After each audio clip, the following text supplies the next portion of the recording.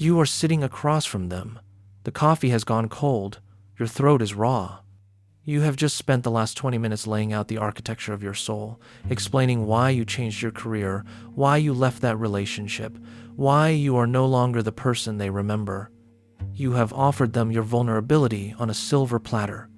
You have used your best logic, your deepest emotions, your most precise words. And then they look at you, eyes glazed over, and say something that proves, with devastating clarity, that they haven't heard a single word. I just think you're going through a phase. You're just being too sensitive. Why can't you just be happy with what you have? The air leaves the room. That familiar tightness grips your chest.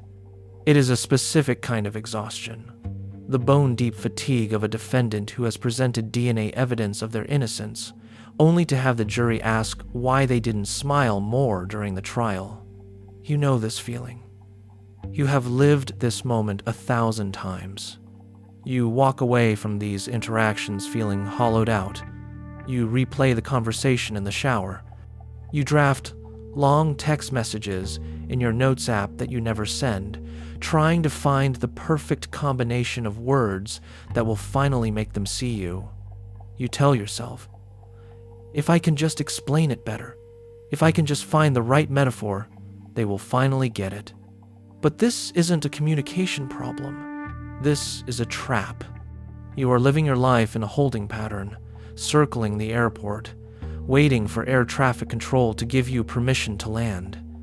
But the tower is empty, the radio is dead, and you are running out of fuel.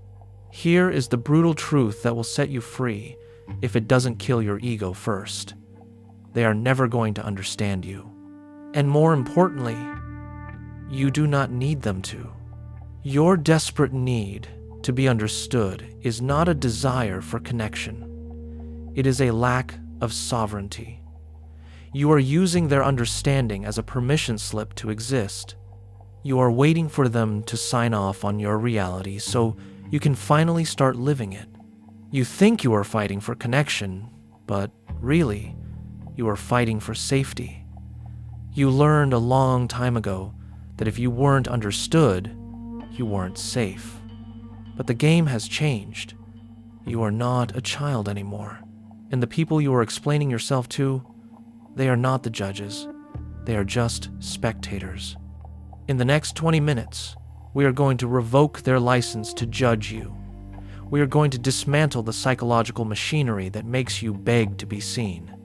We are not going to learn how to communicate better. We are going to learn how to stop needing to. We are going to issue your own license to exist. Why does it hurt so much when they don't get it? Why does a confused look from your mother or a dismissive comment from a colleague feel like a physical blow to your stomach? I want you to check in with your body right now. When you think about being misunderstood, where do you feel it? Is it a tightness in the throat? A pit in the stomach? Your body is not wrong for feeling this. Your nervous system is ancient. It is hardwired to view misunderstanding as a death threat. For thousands of years, to be misunderstood by the tribe meant you were misaligned. To be misaligned meant you were a liability, and liabilities were left in the cold to die. So, to survive, you built a courtroom in your head. In this courtroom, you are the defendant. Every choice you make, how you dress, who you love, how you spend your time, is entered as evidence. You place your parents, your friends, your society in the jury box. You spend your entire life as the defense attorney, frantically presenting exhibits to prove that you are a good person, a logical person, a worthy person. You know this dynamic. It's the moment your partner rolls their eyes when you express a need, and instead of walking away, you double down and try to convince them your need is valid. It's the moment your parent calls your boundaries disrespectful, and instead of holding the line, you launch into a 10-minute monologue about how much you love them. You are begging the jury to acquit you. But look at the jury. They aren't even watching the trial. They are looking at their phones. They are thinking about their own insecurities, They are projecting their own fears onto your testimony. When you over-explain yourself, you are validating their authority over you. You are saying, "My truth is not real until you agree with it." You are handing them a power they did not earn. You are asking the blind to validate your vision. And when they inevitably fail to see what you see, you don't blame their blindness. You blame your own ability to describe the light. But here is the twist. Here is the part that will sting, but you need to hear it. They do not misunderstand you by accident. You think if you just articulate it clearly enough, the light bulb will go on. You think their confusion is a lack of data. No, their misunderstanding is a defense mechanism. You have to realize that your growth is a threat to their stability. When you change, when you grow, when you start speaking the language of your future, you become a glitch in their matrix. First, the mirror threat. Your growth is an indictment of their stagnation. If you can change, if you can leave the toxic job, if you can heal the generational trauma, then they have no excuse for staying where they are. Your evolution attacks their comfort. To understand you, they would have to admit that they are trapped. It is safer for them to label you crazy, difficult, or confused than to recognize you are free. Second, the categorization comfort. People love boxes. Boxes are safe. You were the quiet one. You were the fixer. You were the reliable employee. When you break out of that box, you cause them cognitive stress. They want the old you back. The version of you that was predictable. The version that made them feel superior or secure. Third, the projection screen. They are not listening to you. They are listening to themselves through you. When you say, "I'm taking a risk to follow my dream," they don't hear courage. They hear their own fear of poverty. When you say, "I need space," they don't hear boundaries. They hear their own fear of abandonment. They misunderstand you because your truth threatens their lies. Stop trying to force them to see a reality that would destroy their worldview. Let's go deeper. Let's find the root. Because you weren't born explaining yourself, you were trained to do it. For many of you watching this, you were the caretaker child. You were the emotional regulator for your family. You grew up in a home where the adults were emotionally immature, volatile, or absent. To feel safe, you had to make sure they felt okay. You had to manage their moods. You had to explain your existence in a way that didn't trigger their insecurities. You learned that love meant being understood and approved of by a dysregulated adult. You learned that if mom didn't understand why you were crying, you were in danger. If dad didn't approve of your choice, you were cut off. So you became a master translator. You learned to suppress your own reality to fit into theirs. You learned to shrink. Does this sound familiar? You learned to apologize for taking up space. You learned to preemptively justify your needs before you even asked for them. This over-explaining? It's not a bad habit. It's a survival strategy that kept you safe when you were 7 years old. But look at you now. You aren't 7. You are an adult. You pay your own bills. You navigate your own life. The strategy that saved you as a child is suffocating you as an adult. You are still trying to regulate your parents' emotions, even if they aren't in the room. You are still trying to prevent the abandonment that you feared 20 years ago. Your body is still waiting for the other shoe to drop. But I'm here to tell you, the shoe has already dropped. You survived. You don't need to explain your survival to anyone. There is a cost to this waiting. A terrible, invisible cost. When you wait to be understood before you act, you enter a state of atrophy. You pause your intuition. You dilute your desires. You water down your truth until it is palatable enough for them to swallow. You become a ghost in your own life. Think about the energy you hemorrhage on this, the hours spent replaying conversations, the mental real estate occupied by their potential reactions. If I do this, what will they think? How do I phrase this so they won't be mad? This is energy that should be going into your creation, your work, your joy. Instead, it is being burned in the incinerator of anxiety. You are starving your soul to feed their ego. And the irony? The cruel irony? The more you explain, the less they respect you. Think about the people you respect most. Do they go around begging for validation?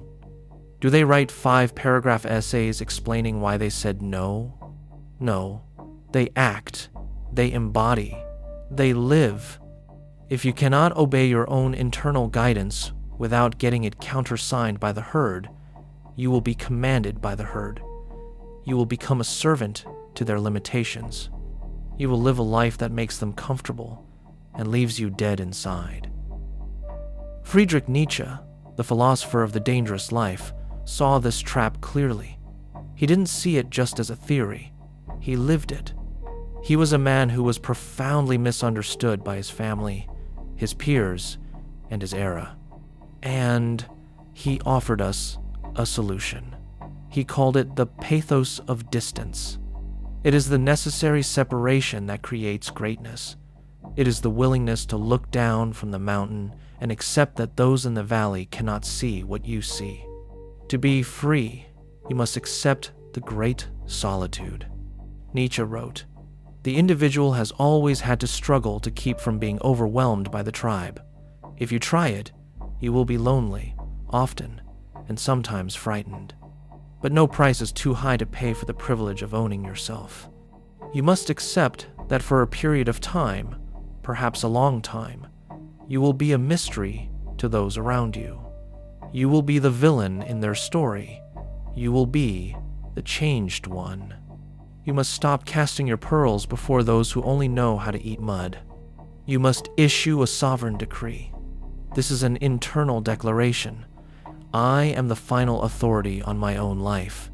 My feelings are valid because I feel them. My choices are valid because I make them.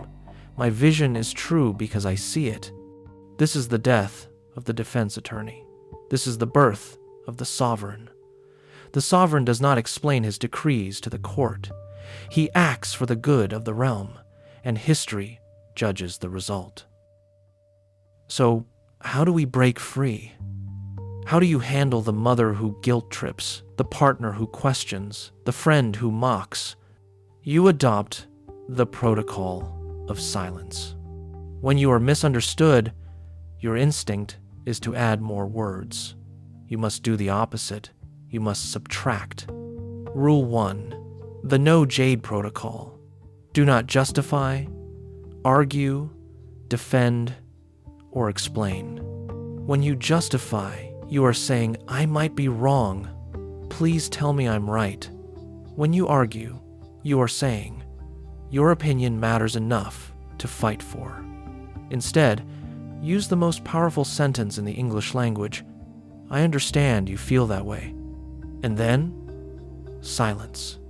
Rule 2. The power of okay. They say, "You're making a huge mistake." You say, "Okay." They say, "You've changed. You're so selfish now." You say, "I can see why you'd think that." You are not agreeing with them. You are refusing to engage in the battle for reality. You are letting them keep their opinion. You are letting them be wrong about you. This is the ultimate power move. It signals to your nervous system and theirs. I am so secure in my reality that your inability to grasp it does not threaten me. Rule 3. Redirect to action. Stop talking about what you are going to do. Just do it. Don't tell them you are going to the gym to change your life. Just go. Don't tell them you are writing a book. Write it. Let your life be the explanation. Let your results be the testimony.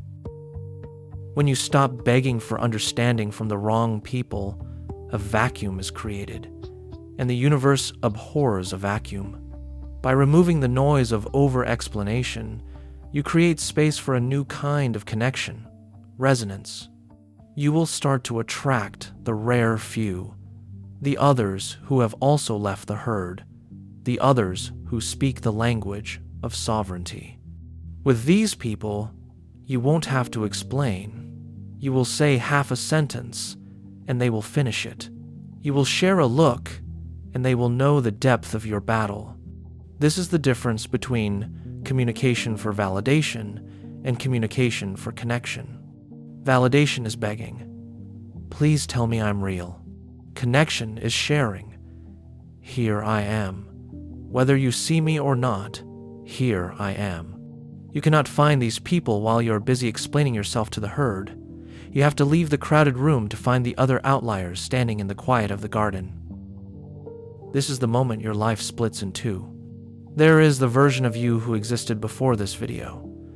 The version who sat in the coffee shop, throat raw, begging to be seen. The version who handed the gavel to people who were asleep. And then there is the version of you who walks out of this room today. The version who realizes the courtroom is empty. The version who understands that being misunderstood is not a failure, it is a qualification. The version who no longer asks for permission to exist. The next time you feel that tightness in your chest, the next time you feel the urge to draft that long text message, stop. Catch yourself in the act of handing over your power and take it back. Swallow the explanation. It will taste bitter at first. It will feel like you are choking on your own truth. But swallow it. Keep it inside. Let it build pressure. Let that pressure fuel your action. Let that energy turn into art, into business, into muscle, into life. Let them be confused.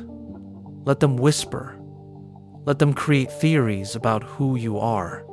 You are no longer the defendant. You are the judge, and the court is adjourned. If you are ready to make this split, if you are ready to leave the version of you who begs behind, write in the comments, I grant my own permission. Don't write it for me. Write it as a contract with yourself, a physical act of declaring your sovereignty. Stop waiting to be understood. It is a wait that will last forever. Be misunderstood. Be controversial. Be a mystery. Be free.